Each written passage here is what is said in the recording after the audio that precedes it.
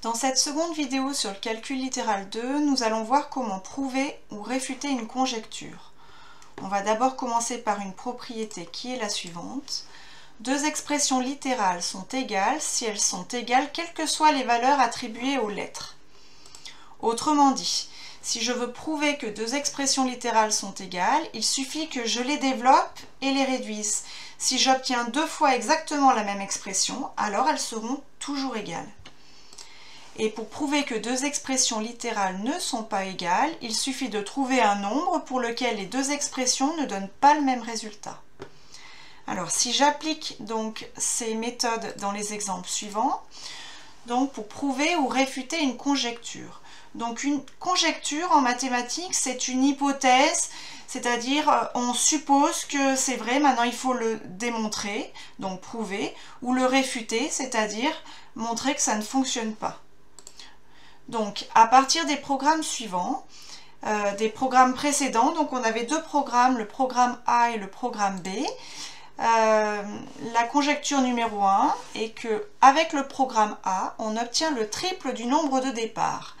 Donc on émet une conjecture, donc on émet une hypothèse. On va vérifier si elle est vraie.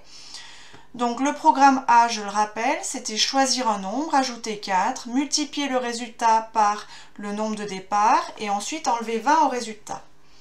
Donc je vais faire un essai avec une valeur quelconque. Bon, j'ai pris 4. J'ajoute 4, donc 4 plus 4 qui fait 8. Je multiplie le résultat par le nombre de départ, donc 8 fois 4 qui fait 32. Et ensuite j'enlève 20 au résultat, donc 32 moins 20 qui fait 12. 12, c'est bien le triple de 4, donc pour l'instant la conjecture fonctionne. On va essayer de voir avec un deuxième essai, si jamais c'était pas un coup de chance de tomber sur le triple. Donc deuxième essai, je vais prendre 2.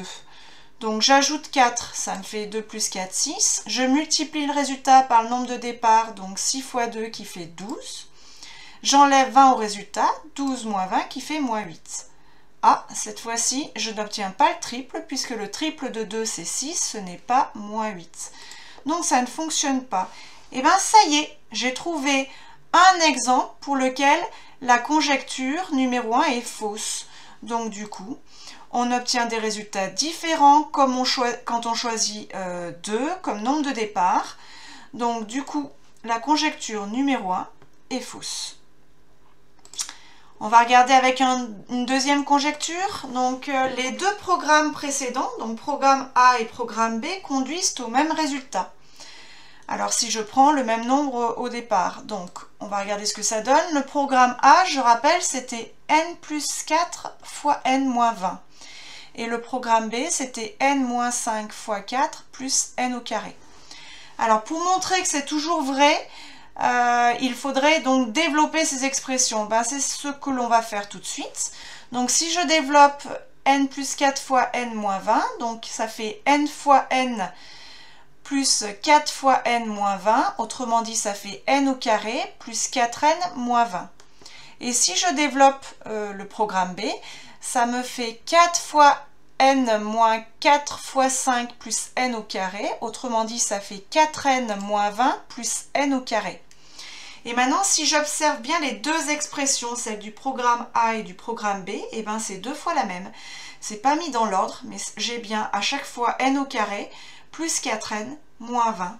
Donc les deux expressions sont les mêmes.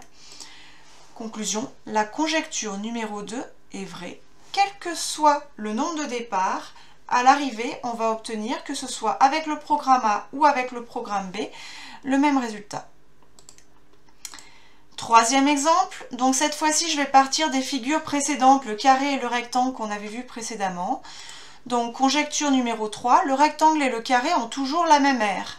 Alors vérification, l'aire du rectangle c'était x fois x plus 3. Donc ça me fait, si je développe, x au carré plus 3x. L'aire du carré c'était 2x fois 2x. Et si je développe, ça fait 4x au carré. Bon, cette fois-ci, je n'obtiens pas deux fois exactement la même expression. Alors, on va montrer que ça ne marche pas en prenant un cas particulier. Donc, si par exemple, je prends x qui vaut 2, l'aire du carré, ça va me faire Donc 4 fois 2 au carré, c'est-à-dire 4 fois 4, 16. L'aire du rectangle, c'était x au carré plus 3x, donc ça va me faire 2 au carré plus 3 fois 2 si je remplace x par 2, ce qui fait 4 plus 6, et 4 plus 6, ça fait 10. Et bien on s'aperçoit que l'aire du carré est différente de l'aire du rectangle quand on prend x qui vaut 2. Conclusion, on obtient des résultats différents quand on remplace x par 2. Conclusion, la conjecture numéro 3 est fausse. Voilà, c'est terminé pour cette seconde vidéo sur le calcul littéral 2.